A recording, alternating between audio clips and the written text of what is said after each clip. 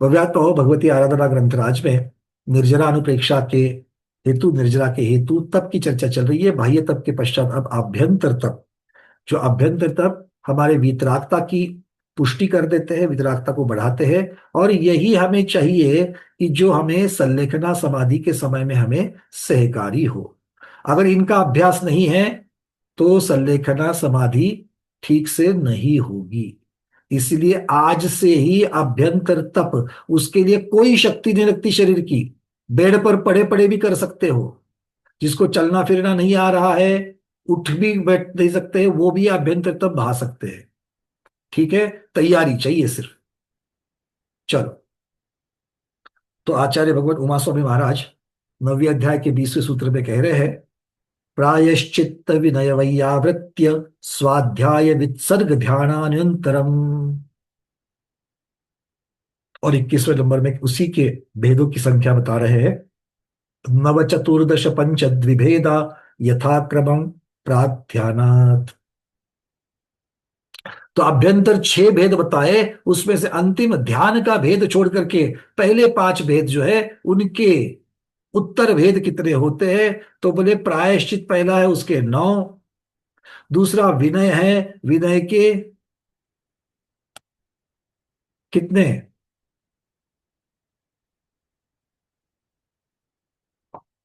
4 होंगे। कितने? 4 हो जाएंगे। फिर वैयावृत के 10 होंगे, चतुर्दश, इस प्रकार से 4 और 10। फिर पंच 5 आ जाएंगे, किसके? स्वाध्याय के। 10 हो गए बीच में वैयावृत के, फिर 5 आएंगे स्वाध्याय के। और उसके पश्चात द्विभेदा 2 जो कहे थे वो वित्सर्ग के हो जाएंगे। प्राग ध्यान, ध्यान की पर चर्चा बहुत आगे डिटेल्स में चलेगी, क्योंकि ध्यान के लिए जो जरूरी एकाग्रता चाहिए वो एकाग्रता अभ्यंतर तप से आती है। अगर आपका प्रश्न ये है कि भैया हम अपने मन को चंचल करने से, होने से कैसे रोके, उसका उत्तर अब यहां से शुरू हो रहा है। तैयार हो? मन को स्थिर करने के लिए सुनने मात्र से नहीं होगा। पहले ही मैं बता दूं, हमारी गोली का असर कब होता है? जब आप तरीके से, विधि से और समय पर गोली ले लो, तो ही हमारी औषधि का, हमारी मतलब आचार्य महाराज ने, भगवान ने बताई वो औषधि का फायदा होगा। ठीक है, चलिए चलते हैं पहले। अब कहते हैं प्रायश्चित तप। पहले मूल भेदों को देख लेते हैं, उसका स्वरूप देख लेते हैं, और फिर उत्तर भेद की चर्चा करेंगे। तो प्रायश्चित भेद है क्या? प्रायश्चित क्या है? प्रायश्चित, 2 शब्द आते हैं उसमें। प्राय का अर्थ होता है अपराध। प्राय का अर्थ क्या होता है? अपराध। और चित्त का अर्थ क्या होता है? शोधन करना। चित्त का अर्थ क्या होता है? शोधन या शुद्धि। तो प्राय, प्रायः शब्द होता है अपराध, और चित्त, इसका अर्थ है शुद्धि। अब बताइए प्रायश्चित का अर्थ क्या हो गया? अपराध की शुद्धि। किसके? महाराज जी के? समाज के? परिवार के? भैया जी के अपराध की शुद्धि। बहुत बढ़िया, ठीक है। नहीं, अच्छा अच्छा, आप लोगों ने ऐसा बताया, मतलब मुझे लगा कि आप लोग बता रहे भैया अपनी तरफ उंगली करो, ऐसा कह रहे हैं। सब लोग अपने अपनी तरफ दिखा रहे हैं, बहुत बढ़िया। तो अपने स्वयं के अपराधों की, देखो यहां पर दोष शब्द नहीं लगाया, दोष नहीं लगाया, अपराध बोल रहे हैं आचार्य महाराज। दोष बढ़ा या अपराध बढ़ा? और अपराध तो गुनाह है, जिसकी शिक्षा, पनिशमेंट होती है। ठीक है, तो इतनी बड़ी चीज, जिस दिन हम अपने दोषों को अपराध मानेंगे, अपराध क्यों कह रहे हैं इसको? अपराध तो किसी का वध करने पर होता है, किसी का मर्डर करने पर अपराध कहा जाता है या ना? तो यहां पर अपराध क्यों कह रहे हैं? किसका अपराध कह रहे हैं हम लोग?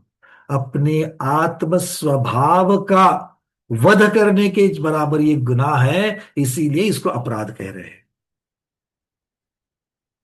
दूसरा है, और ये प्रायश्चित तब क्यों किया जाता है? प्रमाद का परिहार करने के लिए। देखो, प्रमाद का परिहार करने के लिए दशधर्म भी बताए थे, और यहां पर प्रमाद का परिहार करने के लिए तप भी, अभ्यंतर तप, प्रायश्चित बताया है। तप अकेले मुनि महाराज के लिए बताया है क्या? तप किसके लिए बताया है? मुनियों के तो उत्तर गुणों में तप है, और और हमारे गृहस्थों के षट कर्म में, जो दिन दिन के प्रतिदिन के जो षट कर्म है उसमें तप को बताया गया है। आचार्य आगे कहते हैं, तो प्रायश्चित किस लिए है? प्रमाद का परिहार करने के लिए। विनय किस लिए है? पूज्य पुरुषों के प्रति आदर बढ़ाने के लिए, और स्वयं के प्रति मृदुता का भाव लाने के लिए, क्योंकि हम में मस्ती, मद बढ़ते जाते हैं, बढ़ते जाते हैं, बढ़ते जाते हैं, और इसलिए उन मद को परिहार करने के लिए विनय नाम का तप है। वैयावृत्त, वैयावृत्त तप किसके लिए है? शरीर की क्रिया या दूसरे द्रव्य के द्वारा उपासना करना वैयावृत्त है। भगवान की वैयावृत्त कैसे करोगे? मुनि महाराज की तो समझ में आती है, प्रतिभाधारी की समझ में आती है ना? शरीर को चल करके आ गए, विहार करके आ गए गुरुदेव, पूज्य माता जी, तो उनके चरण आदि दबाना, शरीर की मालिश करना, उनके, अगर बहुत गर्मी है तो ठंडाई के उपचार करना, आदि आदि आदि हम लोग करते हैं। तो शरीर के माध्यम से हम लोग वैयावृत करते हैं, भगवान की वैयावृत कैसे करेंगे? भगवान की वैयावृत होती कि नहीं होती है? महावीर भगवान की वैयावृत करते कि नहीं करते हो? नहीं, कभी नहीं करते? अरे हर रोज तो करते हो। महावीर भगवान की वैयावृत हर रोज तो, कौन से मार्ग पर चल रहे हो? उनके बताए हुए मार्ग पर चलना ही तो वैयावृत है। आचार्य भगवान यहां पर कह रहे हैं, द्रव्य द्वारा उपासना करना, अष्टद्रव्य से पूजन अभिषेक, ये भी, और उनके मार्ग के अनुसार, उन्होंने बताई हुई वाणी के अनुसार अपनी सोच बनाना, यही वैयावृत है। ये जिनेन्द्र भगवान, अनंत सिद्ध भगवान की वैयावृत है, ये जिनवानी की वैयावृत है, ये जिन धर्म की वैयावृत है, ये जिन चैत्य चैत्यालय की वैयावृत है। चैत्यालय की तो वैयावृत और भी तरीके से की जा सकती है, मरम्मत आदि के द्वारा, उसको स्वच्छ आदि रख करके द्वारा, तो इस प्रकार से भी इसको समझ सकते हैं। अगला है स्वाध्याय। स्वाध्याय क्या है? बोलो, हर रोज करने वाले हमारे स्वाध्यायी। स्वाध्याय किसे कहते हैं स्मिता दीदी? परम तपः स्वाध्याय। हाँ, स्वाध्याय परम तपः। ये तो स्वाध्याय स्वाध्याय का कार्य हो गया दीदी, ये स्वाध्याय का कार्य हो गया, स्व स्वाध्याय का का अध्ययन, स्वरूप, स्वरूप, हाँ। स्व स्व स्व का अध्यय करणं, याने म्हणजे स्वतःच्या आत्मकल्याणासाठी स्वाध्याय करायचं। स्व का आत्मकल्याण के अध्ययन। लिए स्व का अध्ययन, ये तो सिर्फ स्वाध्याय का एक छोटा सा भाग है, क्योंकि अगर एकांत बन जाए तो पर का अध्ययन नहीं कर रहे क्या? पर के अध्ययन के बिना स्व का स्वरूप समझ में नहीं आएगा, क्योंकि तुलना किए बिना मैं कैसे अलग हूं, क्योंकि स्व पर भेद विज्ञान कह दिया, तो भेद समझने के लिए अकेले स्व का अध्ययन करके चलेगा क्या? भेद मतलब तुलना, अंतर, अंतर समझने के लिए दूसरे को भी समझना पड़ेगा, हाँ या ना? बिल्कुल। तो इस प्रकार से ये आचार्य भगवान कह रहे हैं कि आलस्य का त्याग करते हुए ज्ञान की आराधना करना स्वाध्याय है। दो चीजें बताई। आराधना किसकी करनी है? सम्यक ज्ञान की, अर्थात जिनवानी, भगवान की वाणी की ही हमें आराधना करनी है। आराधना करनी है मतलब क्या करना है? बढ़िया से बढ़िया दीपक जला लो, धूप जला लो, अर्घ दे दो, आराधना हो गई। तो हर रोज समय सार के सामने बैठ करके करते रहना। क्या है आराधना, किसे कहते हैं अलका प्रजापति दीदी?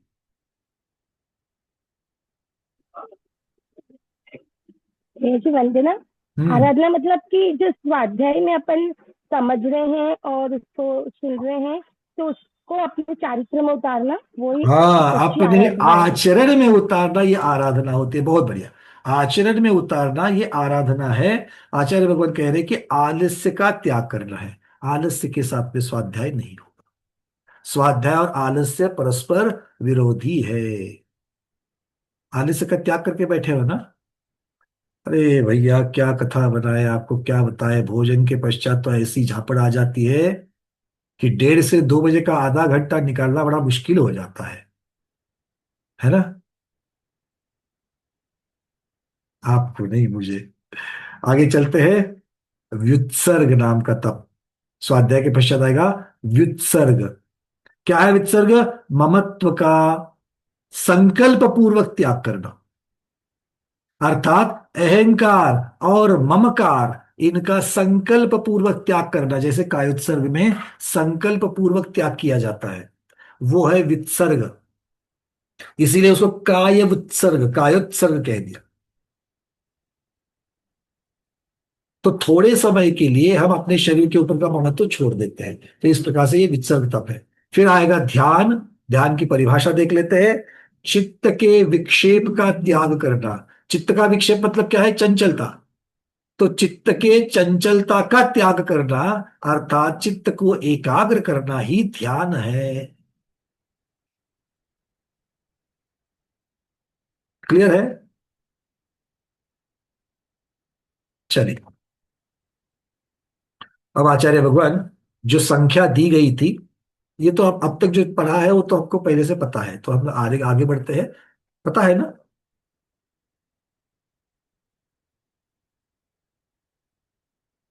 पता तो है, इतना ही पूछा मैंने, पता है क्या? ठीक है ना?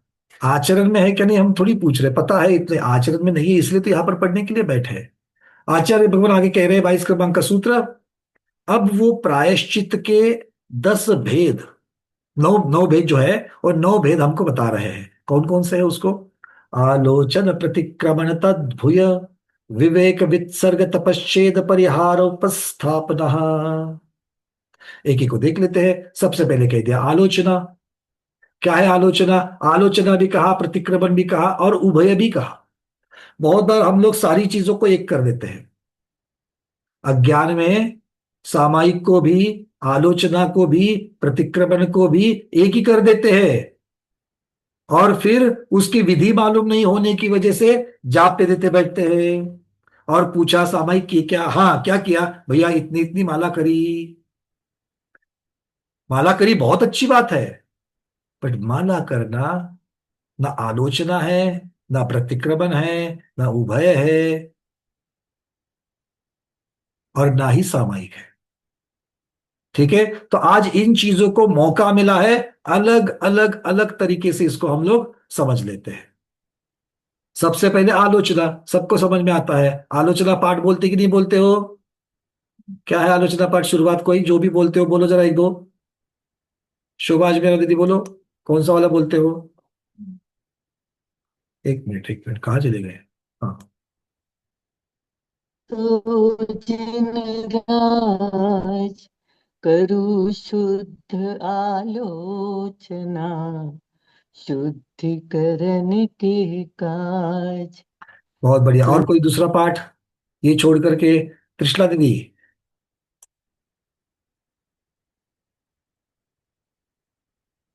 अनम्यूट करेंगे तभी पता चलेगा। अर्चना दीदी। हाँ, वंदना भैया जी। हम्म, सुनियो जिन अरज हमारी, बहुत हम बढ़िया। दोष किए अति भारी, जिनकी निर्वृत्ति के काजा, अब शरण रही लही, लही जिन राजा। बहुत बढ़िया। तो ये हम इसमें आलोचना में क्या कर रहे हैं? आलोचना में क्या कर रहे हैं? हमारा शब्दों की तरफ ध्यान जाना चाहिए। हम आलोचना में क्या कर रहे हैं? नीना दोषी दीदी, क्या करती है आलोचना में? हम हम आलो आवाज आ रही है? बहुत जबरदस्त आ रही है, बोलिए। वंदना भैया जी, हम ना भगवान के सामने जाते हैं, नमोस्तु कहते हैं, और सुबह से शाम तक आज हमने किस किस को बुरा कहा, मेरी क्या गलती थी, और मैंने क्या क्या प्रमाद किए, ऐसे हम मुंह से भगवान के सामने बोलते हैं। और फिर उसके लिए हम क्षमा चाहते हैं, 9 बार नमोकार मंत्र बोलते हैं, और फिर ये दोबारा न हो सके इसका प्रयत्न करेंगे, ऐसा हम बोलते हैं। हम तो आपने भी खुद वापस की दो तीन भाषा। चीजें एक साथ कर ली। इसमें से मुख्यता से गुरु हाँ, के या भगवान के समक्ष में अपनी हाँ, प्रमाद का निवेदन करना, अपने दोषों को निवेदन करना, ये क्या कहते हैं? आलोचना कहते हैं। आलोचना में मुख्यतः क्या है? अपने दोषों को उजागर करना, ये आलोचना है। किसी की आलोचना करना मतलब निंदा करना। तो यहां पर किसकी करनी है? खुद की करनी है। अहम पापी, अहम लोभी, प्रतिक्रमण की शुरुआत में आता है कि नहीं आता है? तो प्रतिक्रमण की शुरुआत में आप मैं पापी हूं, मैं लोभी हूं क्यों कह रहे हो? अपने दोषों को उजागर कर रहे हैं। है क्या हम लोग पापी? है? लोभी? चलो लोभी तो है, बट पापी है? पापी है? क्या पाप करते हो? क्या पाप करते हो बोलो। हाँ अर्चना दीदी, क्या पाप करते हो? भैया हर एक काम में तो, जैसे घर का काम काम ही कर रहे हैं, आरंभ ही में ही हो जाते हो कि जाते हैं। पर्याय स्वरूप में जो हमारी मजबूरियां है, जो मजबूरियां है, वो पाप तो है, वो दोष के अंतर्गत लगा लेना। बट यहां पर उसको ही पाप कहा गया, बिल्कुल ठीक। किंतु बड़े बड़े संकल्प पूर्वक पाप हम लोग कर रहे हैं क्या? संकल्प पूर्वक पाप हम लोग नहीं कर रहे। तो हमें पापी भी क्यों कह दिया यहाँ पर? तो पापी मुख्यतः से रोजमर्रा की हमारी पर्याय की अपेक्षा से जितने भी पाप हो रहे हैं, जो भी हमारी हिंसा चोरी आदि हो रही है, उसकी अपेक्षा से कहते, ये आलोचना होगी। अब मेरे दोष मिथ्या हो, गुरु से ऐसा निवेदन करके अपनी प्रतिक्रिया व्यक्त करना प्रतिक्रमण है। प्रतिक्रमण में प्रतिक्रिया व्यक्त होती है, मतलब आलोचना पूर्ण हो गई, मैंने क्या क्या दोष कर दिए ये बता दिया, हे भगवान, हे गुरुदेव, ये सारे मेरे दोष मिथ्या होवे। दोष जो है वो निराकरण होवे। मिथ्या होवे मतलब क्या है? कि वो सब चले जावे, उनका निराकरण होवे। ऐसा बोलने मात्र से होगा क्या? बस इसीलिए मुझे भगवान प्रायश्चित दे दीजिए। तो प्रायश्चित में क्या है? प्रायश्चित में अपराध की शुद्धि। तो अपराध की शुद्धि कैसे होगी? पहले क्या अपराध किया है? कि ये अपराध भारी। तो पहले अपराध क्या किए हैं वो बताइए, और वो अपराध करने के पश्चात ये मेरे अपराध की शुद्धि होवे। ये सारे दोष मेरे मिथ्या हो, मतलब मेरे अपराधों की शुद्धि हो। ये हम कह रहे हैं प्रतिक्रमण में। फिर आलोचन और प्रतिक्रमण दोनों को एक साथ रखना। ये दोनों को एक साथ रखने से क्या हो जाएगा? तद उभय नाम का प्रायश्चित हो जाएगा। तीसरा, तद उभय नाम का प्रायश्चित होगा। फिर आता है विवेक नाम का प्रायश्चित। अब प्रायश्चित शब्दों को हमेशा दी हुई पनिशमेंट, ये अर्थ नहीं लगाना है। क्या मैं कह रहा हूं? हम लोगों को आप तक की भ्रांति क्या है? हम लोग आलोचना करते हैं और प्रायश्चित हमें दिया जाता है। हाँ या ना? ऐसा ही सोचते हैं ना? आचार्य भगवान कहते हैं ऐसा एकांत नहीं है। प्रायश्चित गुरु के समक्ष, गुरु के द्वारा दिया जाता है, किंतु स्वयं की अपेक्षा फिर से वो गुनाह, वो दोष ना होवे, इसका विवेक रखना। अगला क्या है? विवेक नाम का प्रायश्चित जो है, उसका विवेक रखना, ये विवेक नाम का प्रायश्चित है। मैं फिर से वही गलतियां ना करूं, नहीं तो इस 14 को हमने प्रतिक्रमण कर दिया, भगवान मैं चतुर्दशी तक प्रतिक्रमण करके क्लीन हो गया, अब वापस अगले 15वें में, अगले पक्ष में वही गलतियां दोहराने के लिए मैं तैयार हूं। पिछली बार बिस्लरी का बोतल सीधा ढक्कन खोल करके मुंह को लगाया था, तो इसका मैंने प्रतिक्रमण कर लिया, और इस हफ्ते वापस वही किया तो चलेगा क्या? फिर वो प्रतिक्रमण नहीं होगा, वो ठगी होगी। क्या हम ठग रहे हैं? किसको? भगवान को तो ठग नहीं सकते, वो तो सर्वज्ञ त्रिकालवर्ती है। उनको क्या ठगोगे? किसको ठग रहे हो? खुद को ही ठग रहे हो। तो ये ऐसा नहीं कि पहला उधार चुकता कर दिया और नई उधारी बना ली, पहला उधार चुकता कर दिया, नहीं, उधारी बनेगी किंतु नहीं अगर कुछ बनी है तो, किंतु हम सावधान रहना ही चाहिए। आचार्य भगवान कहते हैं मिश्रित अर्थात सदोष जो है, क्या क्या है? अन्नपान उपकरण आदि का त्याग करना विवेक नाम का प्रायश्चित है। शोधन करने में जो विवेक होता है, अपने सावधानता रखने के लिए जो विवेक रहता है, वो विवेक नाम का प्रायश्चित है। सावधानता रखने को ही यहाँ पर विवेक नाम का प्रायश्चित कह रहे हैं। अगला है कायोत्सर्ग आदि करना, व्युत्सर्ग नाम का प्रायश्चित है। ममत्व को छोड़ करके हम कायोत्सर्ग करते हैं। कायोत्सर्ग करते हैं क्या? भैया वो गलतियां हो जाए, ऐसा घुमाना क्या ऐसा घुमाना, अभी तक समझ में नहीं आता है। उससे बढ़िया है हम थोड़ा 10 मिनट लेते आ जाते, वो प्रतिष्ठापन क्रिया ही नहीं करते, तो इसका मतलब क्या? हम क्रिया ही नहीं करेंगे तो हम गलती से बच जाएंगे। हाँ या ना? क्रिया नहीं करने से गलती से बच रहे हो या गलती को डबल कर रहे हो? गलती को डबल कर रहे हैं, क्योंकि प्रतिष्ठापन क्रिया के साथ ही स्वाध्याय शुरू करना था। तो अगर गलती हो रही तो समझ के ले लो कैसे करना है, और समझ के ले लिया तो गलती नहीं होगी। तो इस प्रकार से ये वित्सर्ग नाम का कायत्सर्ग प्रायश्चित है। सब लोगों की इसके बारे में बहुत बार चर्चा हुई, आज ज्यादा चर्चा नहीं है। अगला है तप प्रायश्चित। तप प्रायश्चित मतलब कैसे प्रायश्चित करूं, कैसे शोधन करूं मेरे दोषों का? तो अनशन अवमोदर्य आदि बाह्य तप करते हुए, बाह्य तप करते हुए खुद के दोषों का परिहार करना, ये कहलाता है तप प्रायश्चित। उसके पश्चात है छेद प्रायश्चित। अब ये आगे के जो तीन है वो मुख्यतः से महामुनियों के लिए, मुनिराज आरिका माता जी के लिए, क्षुल्लक चालक के लिए, या फिर प्रतिभाधारी के लिए भी है, व्रती के लिए है। क्यों? कैसे? दिवस, पक्ष या महिमा, महीना आदि समय के लिए दीक्षा का छेद करना, टेम्पररी दीक्षा छेद करना, टेम्पररी दीक्षा का छेद करना छेद प्रायश्चित है। एक बार चर्चा चल रही थी, एक भैया जी थे, दो प्रतिभाधारी। तो उन्होंने हमको प्रश्न पूछा शिविर में, भैया तो ये तो फिर ठीक हो गया, कोई ऐसा समझ सकता है 10 दिन के लिए मुझे दूसरी प्रतिमा से उतार करके नीचे पहली प्रतिमा में रख दिया, छेद कर दिया, तो दूसरी प्रतिमा का अब मेरी दूसरी प्रतिमा नहीं, कितने दिन के लिए? 10 दिन के लिए। तो अब हो गया, अब 10 दिन के लिए तो मैं कुएं का पानी नहीं पीऊंगा, तो चलेगा क्या? बात समझ में आ रही है? आपको उस पद से नीचे उतार रहे हैं, चर्या तो आपको फिर भी करनी है, फायदा उसका नहीं मिलने वाला है, ये उसका अर्थ है। तो आपका दीक्षा छेद कर देना टेम्पररी, ये छेद प्रायश्चित है।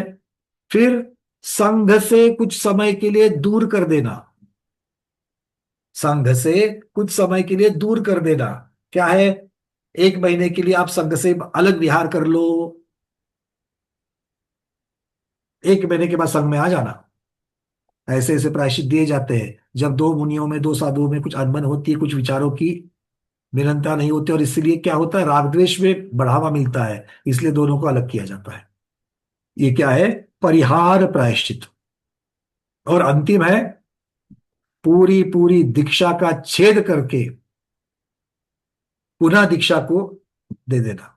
मतलब मान लो किसी को 20 वर्ष की दीक्षा थी पहले, और ऐसा अपराध हो गया उनसे कि उसके लिए छेद प्रायश्चित दिया जा रहा है, दीक्षा छेद, उपस्थापना। अब क्या करेंगे उसको? उपस्थापना मतलब अब 20 साल की जो दीक्षा है उसको निकाल से फिर से उनको दीक्षा दे रहे हैं।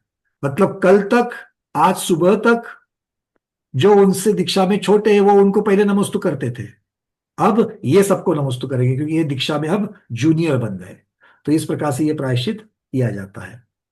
चलिए, ये उपस्थापना प्रायश्चित। तो ये 9 प्रकार के प्रायश्चित सबको समझ में आ गए?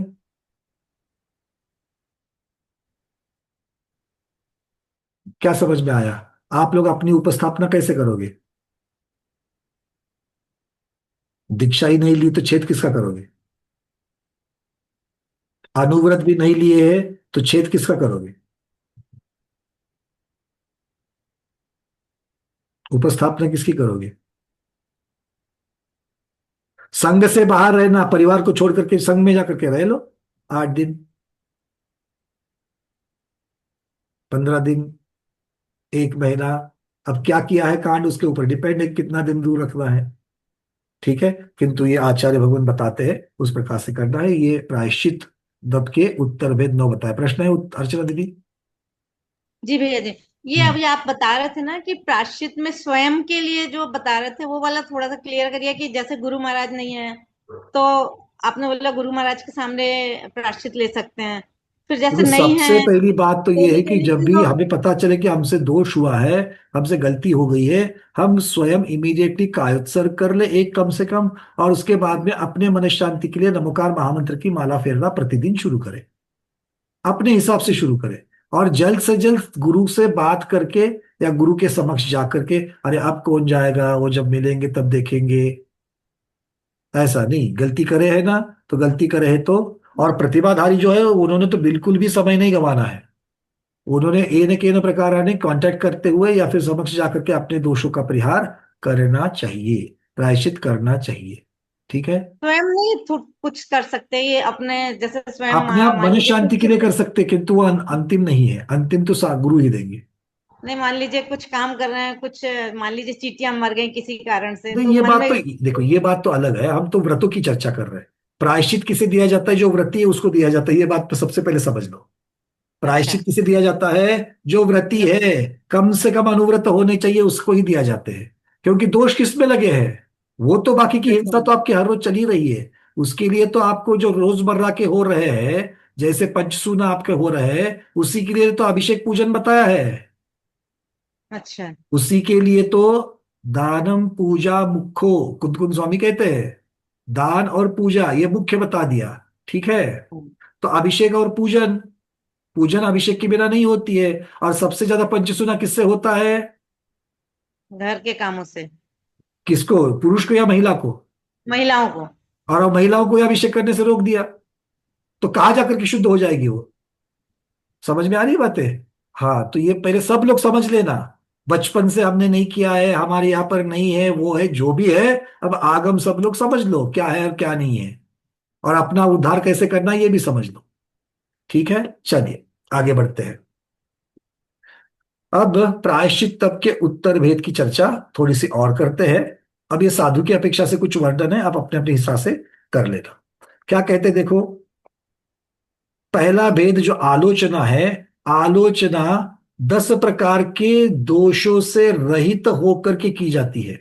आलोचना कैसे करे, आलोचना के भी दोष बताया है, अतिचार बताया है। तो आलोचना के 10 अतिचार कहे हैं, उन अतिचारों को टाल करके हमें आलोचना करनी चाहिए। आप लोग जो हर रोज आलोचना पाठ बोलते हो ना, उसकी चर्चा यहाँ पर नहीं है, पहले तो सबको समझ लो। वो तो आप रोजमर्रा में जैसे स्तोत्र बोलते हो, पाठ बोलते हो, चालीसा बोलते हो, वैसे हर रोज आपका आलोचन चल रहा है।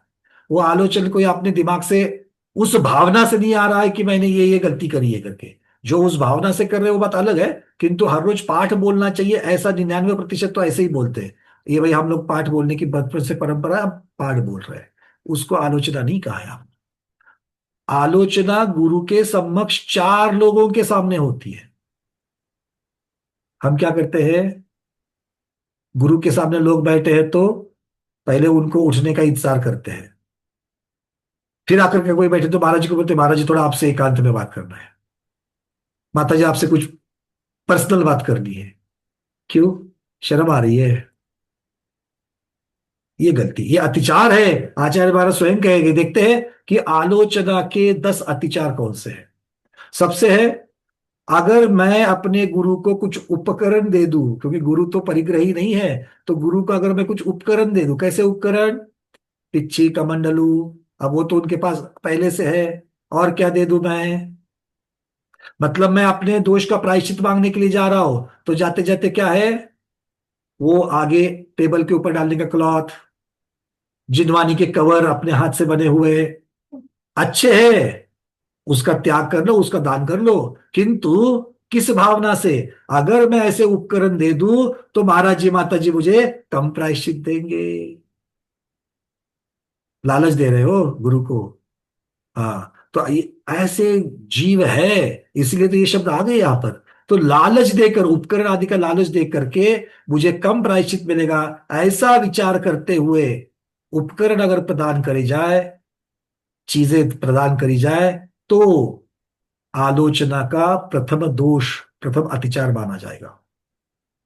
ठीक है, तो लालच देकर के आलोचना नहीं करनी है। और सबसे पहले ये इतना मन साफ होना चाहिए, गुरु जो देंगे सो देंगे। गुरु के ऊपर उतना भरोसा चाहिए कि ये मुझे फांसी तो देने वाले नहीं है। कल अगर इन्होंने उपवास बोला तो मैं उपवास कर लूंगी। गुरु ने बोल दिया 3 माला। महाराज जी 2 करेंगे तो चलेगा क्या? 1 महीने के अंदर पूरी करोगी तो चलेगा क्या? अब महाराज जी ने क्या बोलना है इसके आगे? समझ में आ रही है बातें? हमें धर्म के अनुसार चलना है, धर्म को अपने अनुसार मोड़ना नहीं है। दूसरा, मैं प्रकृति से दुर्बल हूं, ग्लान हूं, मुझसे उपवास नहीं होता, तो अगर थोड़ा कम प्रायश्चित देवेंगे तो मैं दोष कहूंगा, ऐसे पहले से अट डाल देना, कंडीशन डाल देना। महाराज जी मैं प्रायश्चित मांगने के लिए आ रहा हूं, बट अगर आप मुझसे उपवास नहीं होते, अगर आप उपवास का प्रायश्चित नहीं देने वाले, तो मैं अपने दोष कुछ कहूं? चलेगा ऐसा? अरे ऐसा लोग बोलते हैं, कब बोलते हैं? जब गुरु से ज्यादा संबंध बन जावे, तो इस प्रकार से मेरा गुरु के ऊपर हक बनता है, इस भावना से जब जाते हैं,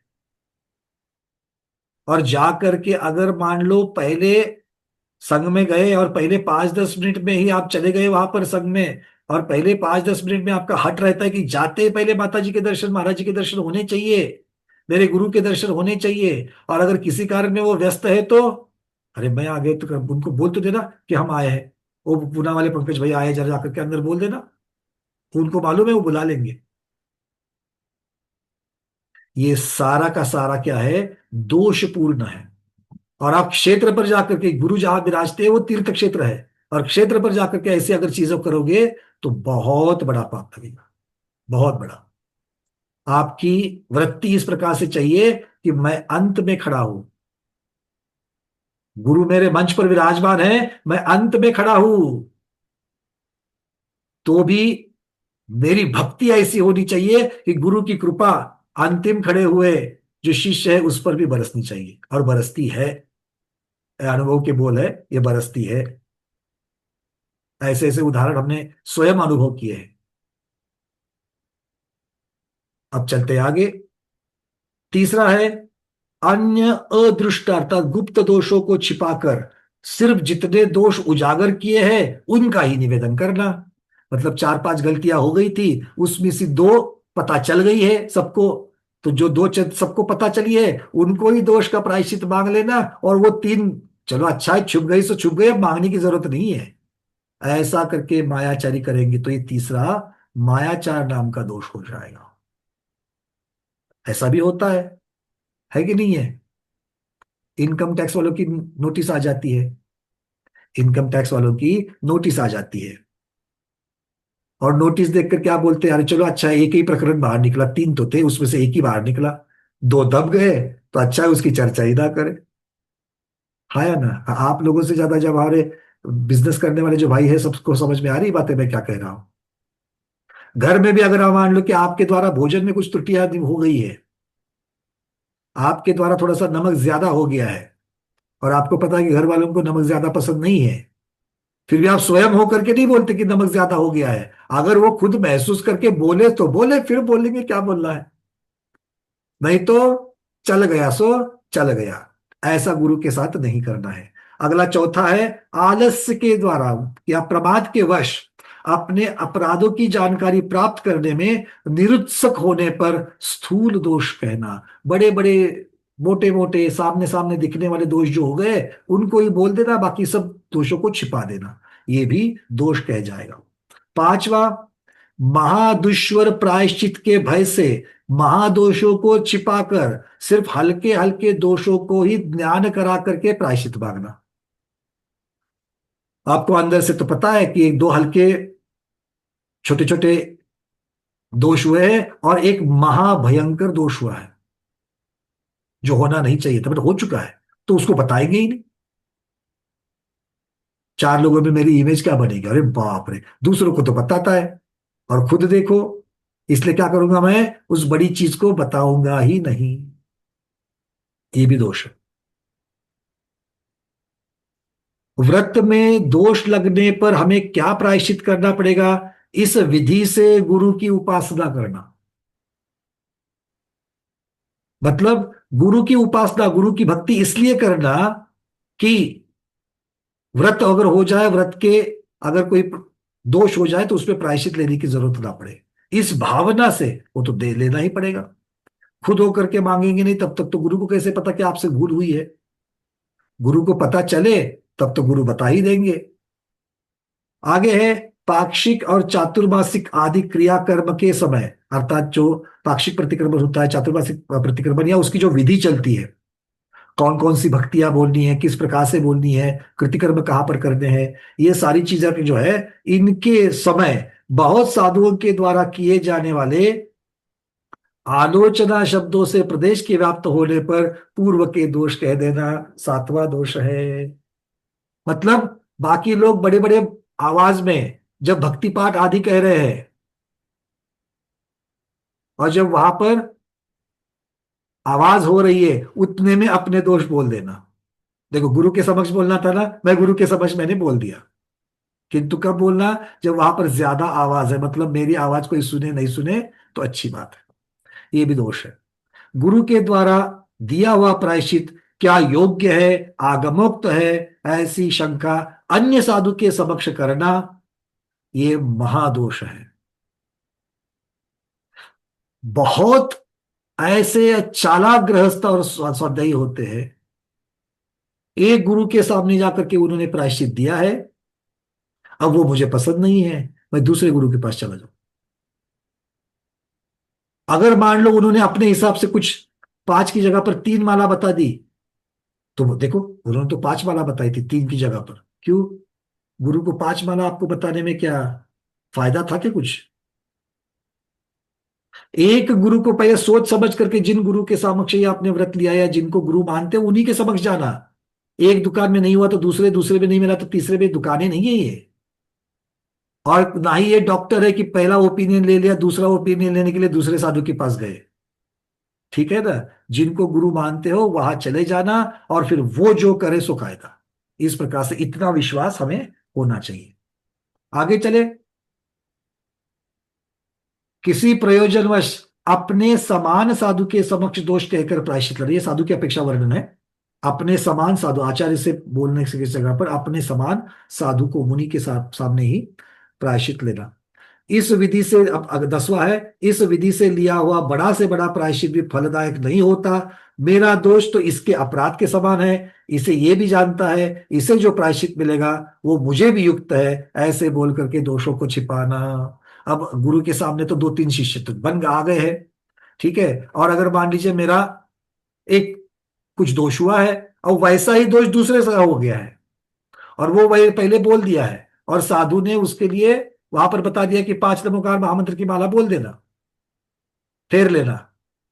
अरे मेरे जैसा ही तो इन्होंने दोष किया था, उसको 5 मालाएं मिली है, अब मुझे बताने की क्या जरूरत है, मैं भी 5 माला फेर लेता हूं।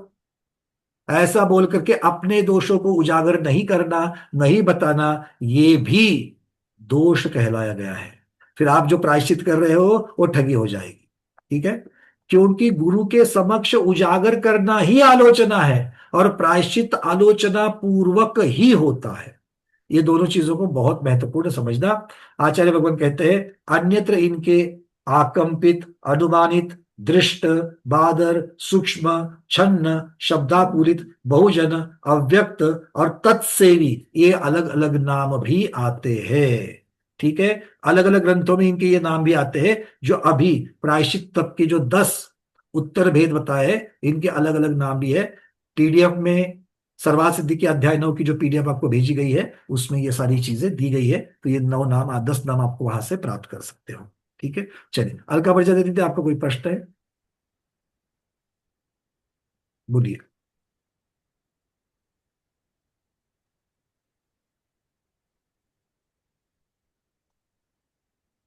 अनम्यूट करिए। हाँ बोलिए। वल्लभ भैया जी यदि किसी दूसरे साधु से अपन ने कोई व्रत लिए और उनकी समाधि हो जाए और अपने को प्रायश्चित लेना है, तो फिर अपन कैसे, किससे ले सकते हैं प्रायश्चित? देखिए, जिन जिन जिन साधु से आपने लिया है उनके अगर उत्तराधिकारी है, पट्टाचार्य अगर उनके बने हुए हैं, तो उनके पास जाना चाहिए। अगर वो नहीं है तो फिर कोई बात नहीं, आप दूसरे साधु के पास जावे, किंतु वो तो पूछेंगे कि आपने किनसे व्रत लिया है, तो आप बता देना उनकी ऐसा ऐसा लिया था, उनसे उनकी समाधि हुई है, तो आप मुझे दे दीजिए। ठीक है, ज्यादातर उनके उत्तराधिकारी होते हैं, उन्हीं के पास चला जाना चाहिए। ये विधि है। ये इसलिए नहीं है सम्मान से ज्यादा ये आपको, जब व्रत दिया गया था तो बहुत सारी परिस्थितियों को देख करके आपको दिया जाता है, तो वो देख करके आपको बताना पड़ता है। और ऐसा भी नहीं, कभी कभी साधु को, ये आपको अगर पहली बार अगर उनसे मिल रहे हो तो उनको आपकी जो शक्ति है, जैसे उपवास की प्रॉब्लम है, एसिडिटी होती है, संधिवात की प्रॉब्लम है, पानी अगर नहीं लेंगे तो आपको यूरिक एसिड बढ़ता है, शुगर की बीमारी, बीपी की बीमारी, ये सब कुछ बताना है, व्रत लेते वक्त भी और प्रायश्चित के पहले भी बताना है, ठीक है।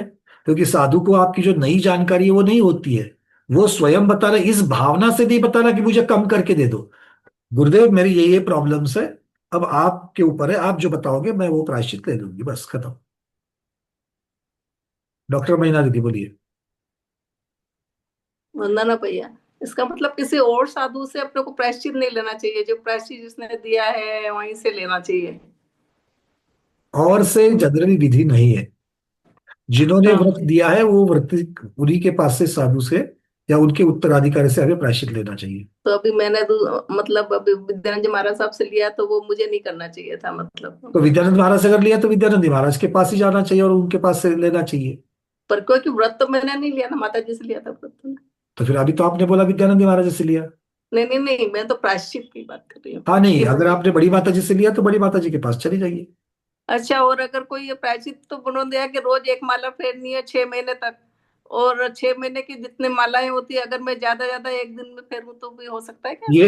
ये बताने का अधिकार सिर्फ गुरु को है। गुरु ने ऐसा क्यों बताया कि 6 महीने में फेरो, उसके पीछे कारण होता है। रोज की एक माला फेरो। हाँ तो गुरु आप अपनी जिज्ञासा का समाधान कर सकते हैं कि गुरु क्या ऐसे ऐसे कर लूं, अपने मन से नहीं।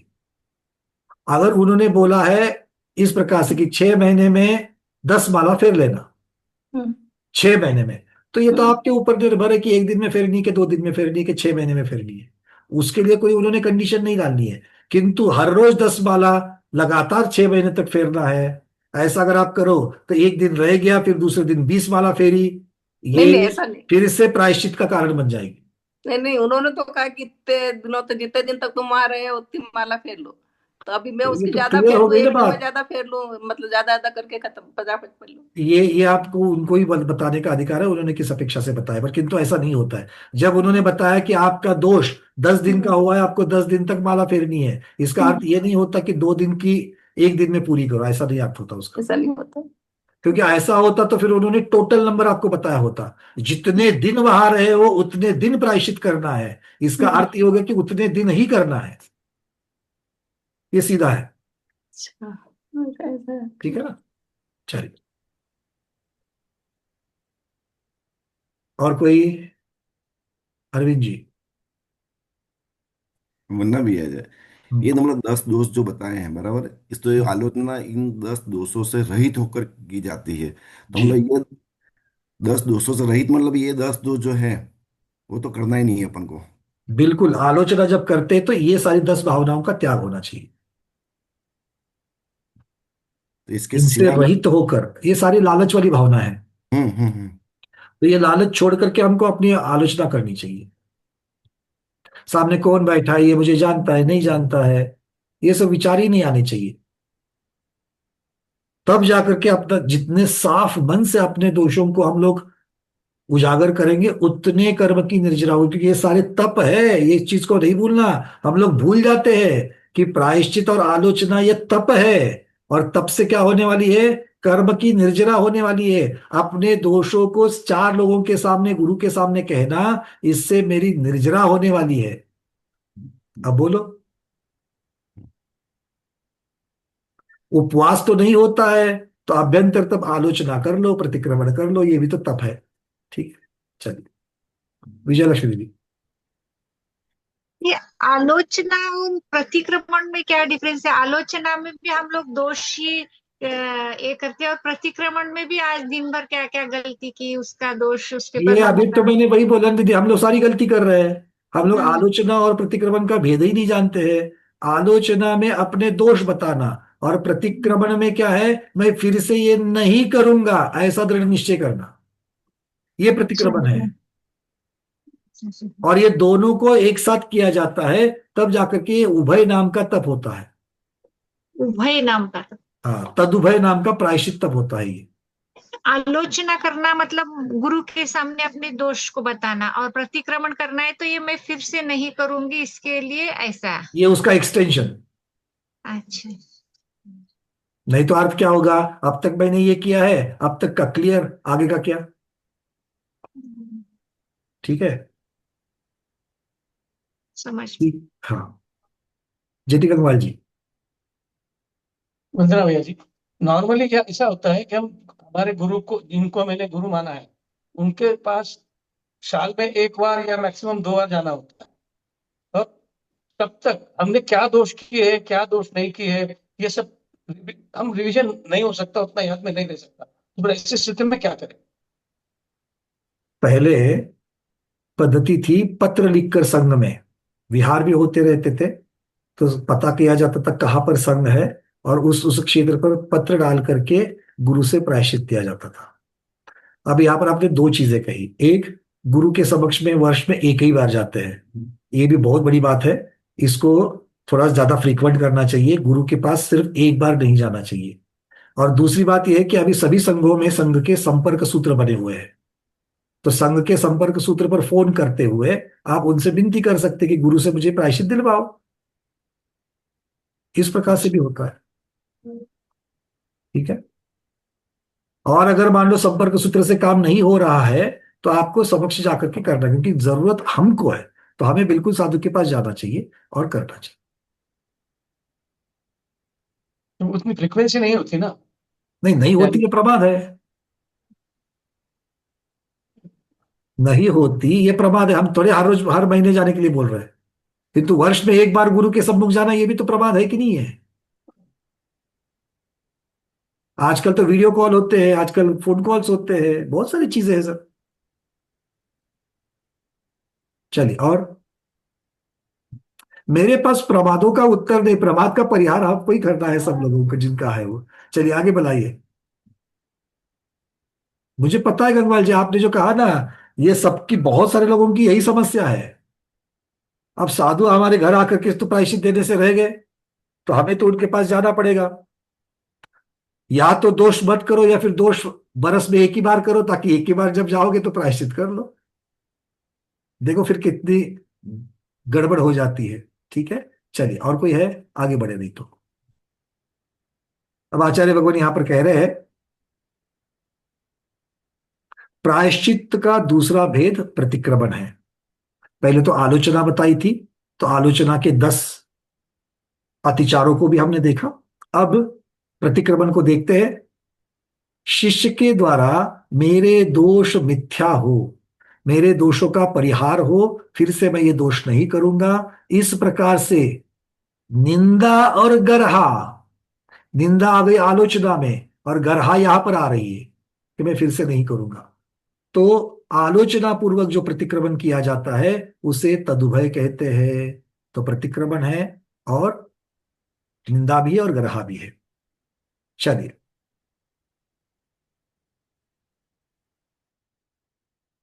यहां से आगे हम विनय नाम का जो तप है, दूसरा तप, उसके उत्तर भेद की चर्चा शुरू होती है। ज्ञान दर्शन चारित्रोपचार। तो विनय तप, विनय तप किस लिए बताया था? मृदुता का भाव लाने के लिए, और मान का परिहार करने के लिए। तो आचार्य कहते कि ज्ञान और ज्ञानी की विनय, क्या क्या है देखो ज्ञान विनय में, बहुत सम्मान के साथ मोक्ष प्राप्ति के लिए ज्ञान का ग्रहण करना। दो चीजें कही, एक तो सम्यक ज्ञान का ग्रहण भी करना है, और दूसरा बड़े भक्ति के साथ करना है मोक्ष प्राप्ति हेतु। फिर उसका अभ्यास करना। अभ्यास करना मतलब क्या है? सतत चिंतन करते हुए उस विषय को अच्छी तरीके से समझ लेना। और तीसरा है स्मरण करना, ये ज्ञान विनय है। तो स्मरण भी करना चाहिए बार बार। देखो आचार्य भगवंतों ने जगह जगह पर स्वाध्याय करने की पद्धति, विधि बताई है, कैसे स्वाध्याय करना है। ज्ञान को ग्रहण करना, उसका अभ्यास चिंतन के द्वारा करना, और फिर उसको बार बार स्मरण करना। बार बार स्मरण करना मतलब ही अनुप्रेक्षा है।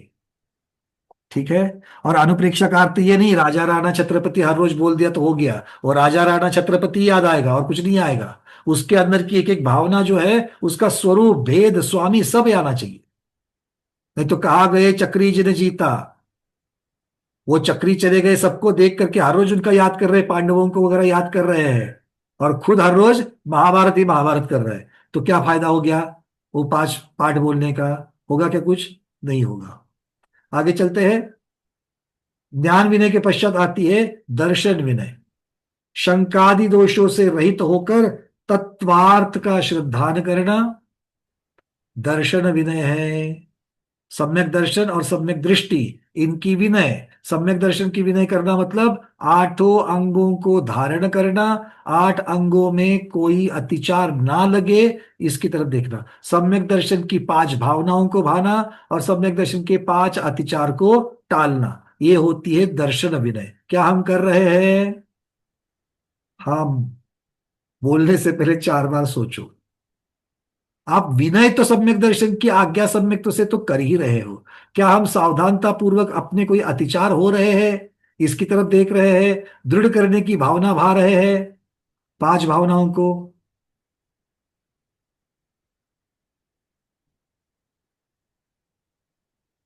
हाँ या ना? सम्यक दर्शन को दृढ़ करने की 5 भावना होती कि नहीं होती है? जैसे हर व्रत को दृढ़ करने की 5 5 भावना है, वैसे ही सम्यक दर्शन को भी दृढ़ करने की 5 भावना है कि नहीं है? उसके अतिचार 5 प्रकार के बताए, उनको भी दूर करना चाहिए कि नहीं चाहिए? बस यही तो कहते हैं सम्यक दर्शन की विनय। और फिर सम्यक दृष्टि की विजय विनय। आगे है सम्यक दृष्टि का चारित्र में चित्त लगना, चारित्र विनय है। चारित्र और चारित्रधारी, इन दोनों की विनय। अब अंतिम है चौथी, उपचार विनय। उपचार का अर्थ होता है विधि। कौन सी विधि? मन वचन काय से किस प्रकार से विनय करना, ये उपचार विनय बताता है। आचार्य आदि के आने पर खड़े हो जाना, उनके पीछे पीछे चलना, कभी भी गुरु के आगे नहीं चलते, कभी हमेशा गुरु के पीछे ही चलना है। हम क्या प्रयत्न करते हैं? गुरु चल रहे तो साइड में आ जाना, और एक साइड में आ गए तो उसको क्रॉस करके फिर आगे। तो इस प्रकार से हम लोग आगे चलते हैं, नहीं, ये बहुत गलत है। हमेशा गुरु के पीछे चलना चाहिए। ठीक है।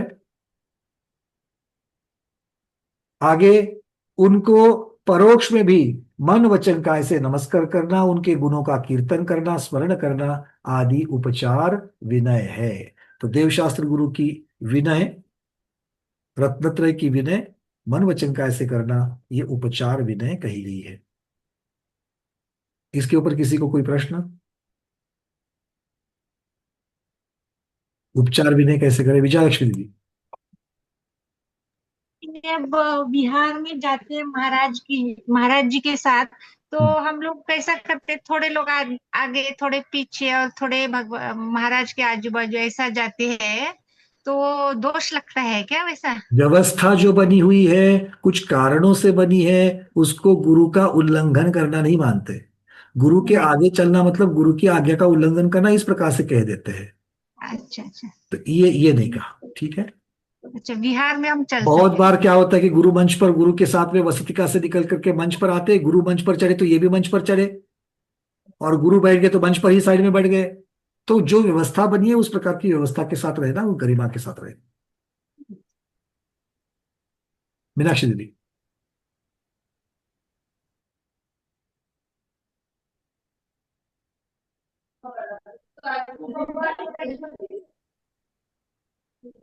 दीदी आवाज नहीं आ रही आपकी। वरना ना भैया जी, हाँ बोलिए। कई कई पर तो भी उसमें लिया है ना विनय में। देखो, बहुत बार इसकी भी पांच चर्चा हो भेद, चुकी है। कई विनय के 5 भेद किए हैं, कई विनय विनय के के 4 भेद। 5 भेद भी बताए हैं ना। अब आप ही बताइए मुझे कि विनय के 5 भेद और 4 भेदों का समन्वय ज्ञान कैसे करें। दर्शन चतुचार और सब भी आता है उसमें। मीनाक्षी दीदी मेरी आवाज आ रही क्या? हाँ। अब आप भगवती आराधना का भी आपने स्वाध्याय किया हुआ है अब तक का, तो पहली 24 गाथाएं जो पीठिका की हुई थी उसमें भी ये विषय आया था। अब आप मुझे बताइएगा कि 4 प्रकार के विनय और 5 प्रकार के विनय जिसमें तप को अलग से निकाला है, तो इनका समन्वय कैसे करें? इसकी चर्चा हमने करी है, अनम्यूट कर लो फिर से।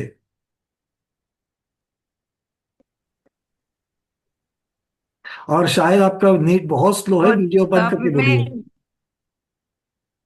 हाँ आ रहे हैं, आ रहे हैं। बोलिए।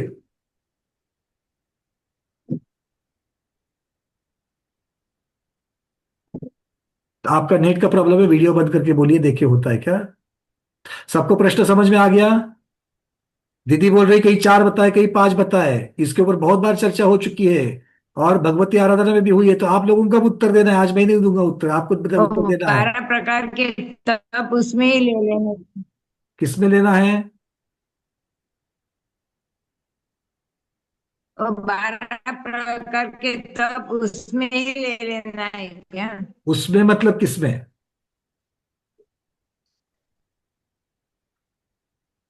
12 प्रकार के तप उसमें ले लिए क्या? अरे उसमें मतलब किसमें? दर्शन बारह में, प्रकार ज्ञान के में, तप चारित्र में, लेना हो किसमें लेंगे? उसमें ले लिए क्या, ऐसा बोले? किसमें लेंगे? चेतना कोटड़िया दीदी बताओ। अब ये भी अनम्यूट कर लो। आज गुजरात में नेटवर्क डाउन है शायद। बोलो। चारित्र में लेना है भैया जी। चारित्र में लेना है ना, मतलब अलग अगर किसी पर 5 बताए और 4 बताए तो भी अर्थ एक ही हो गया। हाँ एक ही है, चारित्र में ले, सबको चारित्र में लेना है। चार क्यों प्रकार तब? की आराधना है इसके। क्यों तब को 4 चारित्र में लेना है? 4 प्रकार की आराधना है, इसमें तप आ जाता है ना। अरे कैसे आता है यही जानना चाहता हूं मैं। आ जाता है मतलब क्या, कैसे आता है ये बताना है आपको। वो चारित्र को पालन करते हैं तो इसमें तप भी आचरण करते हैं ना। चारित्र को आचरण में लेता है तो तब भी आ जाता है ना। नहीं नहीं, उत्तर आप लोगों को थोड़ा अच्छी तरीके से देना है। भगवती आराधना ग्रंथराज भी आप लोग पढ़ रहे हो। अलका मर्यादा दीदी बोलो। ये बहुत महत्वपूर्ण प्रश्न आपके लिए आज। वंदना भैया जी वो चारित्र अलग से, 4 भेद और 5 भेद में चारित्र और तप, तप का चारित्र में अंतर्भाव होता है, ये आपको सिद्ध करना है आज। हाँ क्योंकि सम्यक चारित्र के जो भेद आते हैं वो उसमें आता है ना, सामयिक छेदोपस्थापना नहीं, वो मतलब तप जो 12 तप रहते हैं उसको चारित्र से तप, चारित्र में उसको मैं बोल रही कैसे? थी। कैसे प्रमोद जी? नहीं, सम्यक चारित्र में सम्यक तक समाहित है और लेकिन तप में चारित्र समाहित नहीं होता है। तो इसलिए सम्यक चारित्र में तप को समाहित किया कि सम्यक चारित्र में तप वगैरह सारे सम्यक चारित्र में ही आते हैं सारे। सर जी ये निर्णय हो गया, कारण बताइए। कारण बताएं। हाँ, तप को चारित्र में ले सकते, क्यों चारित्र को तप में नहीं ले सकते? मतलब तप में अकेला तप है, तप में चारित्र है क्या नहीं है मालूम नहीं, बट चारित्र में तप होता है। वो तो ये तो निर्णय हो गया, अब इसका कारण चाहिए। तो चारित्र के भेदों में जब भेद करते हैं हम, जब हमारे उसमें उपभेद आते हैं उसमें तो उसमें तप बताइए आता है हमारे। कैसे बताइए, कैसे बताइए। तो चारित्र के जब हम लोग उपभेद करते 12 उपभेद चारित्र के जब भेद करते हैं तो 3 गुप्ती वगैरह, ये तो मेन मेन मूल भेद हो गए। 3 गुप्त। गुप्ती को गुप्ती में रखा है, धर्म अनुप्रेक्षा सारे जो है सब सब इनको संवर के हेतु कहा है, समिति आदि को। नहीं लेकिन चारित्र में जो है, चारित्र में तो 3 गुप्ती 5 समिति वगैरह चारित्र देखिए में अब आती अब आप लोगों को थोड़ा सा मैं हिंट दे देता हूँ, आप लोग समझ लें इसको। हम लोग अभी भी व्यवहार दृष्टि से ही सब लोगों को चीजों को देख रहे हैं, क्रियाओं की अपेक्षा से देख रहे हैं, तो फिर अब इसका समन्वय नहीं बैठेगा। अगर तप जो कर रहे हो, अभी अभी हम लोगों ने चर्चा की थी, भाई ये तप क्यों कर रहे हो? अभ्यंतर तप की पुष्टि के लिए। और अभ्यंतर तप क्यों कर रहे हो? मुख्यतः अभ्यंतर तप की है। अभ्यंतर तप क्यों कर रहे हो? वीतरागता की पुष्टि के लिए। ठीक है, और वीतरागता को ही चारित्र कहा है, आया ना? राग द्वेष का मंद होना, राग द्वेष का नाश होना, ये वीतरागता हो गई, और इसी को चारित्र कहा है कि नहीं कहा है? तो ये कैसे होगा? तप करने से राग द्वेष कम होता है, और वीतरागता बढ़ती है, इस अपेक्षा से तप ही चारित्र है। तप को चारित्र में डाल सकते, तो कारण ये हो गया कि तप वीतरागता का हेतु है, राग द्वेष की मंदता का हेतु है, और इसी का दूसरा नाम चारित्र है, इसलिए इसको दे दिया। चारित्र में इतनी ही चीज नहीं है, चारित्र में और भी चीजें हैं,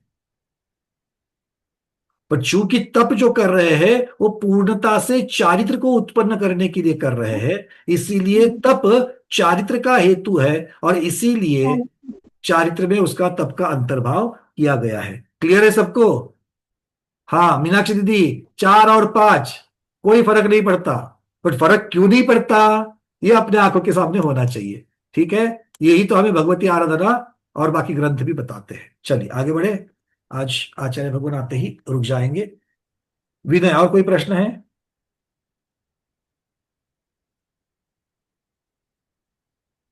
देखो, अब जब जब हम पर्याय की तरफ देखेंगे, मतलब व्यवहार की तरफ देखेंगे, तो सब में फर्क दिखेगा, गुप्ती में, समिति में, धर्म में, अनुप्रेक्षा में, तप में, सब में फर्क दिखेगा। वहां पर एकता बड़ी मुश्किल हो जाएगी एकता दिखाने में। किंतु अगर हम निश्चय की अपेक्षा इन सब का आगे चल करके किस प्रकार के चीजों में कन्वर्जन होना है, अंतिम साध्य क्या है, उसकी तरफ से देखोगे, तो आपको चीजें एक दूसरे में बिल्कुल सहकारी होती हुई, मिलती हुई दिखेगी। ठीक है, चलिए इसके आगे वैयावृत की चर्चा चलेगी, तो आज नया विषय तो हम लोग शुरू नहीं करेंगे। और किसी का प्रश्न हो तो ठीक है, नहीं तो अभी आज के स्वाध्याय में इतना ही रखते हैं। आज के स्वाध्याय को गुरुओं के श्री चरण में बारंबार नमोस्त वंदनामि इच्छाकार करते हुए यही पर समापन करते हैं। जैनम जयतु शासनम, जैनम जयतु शासनम, जैनम जयतु शासनम।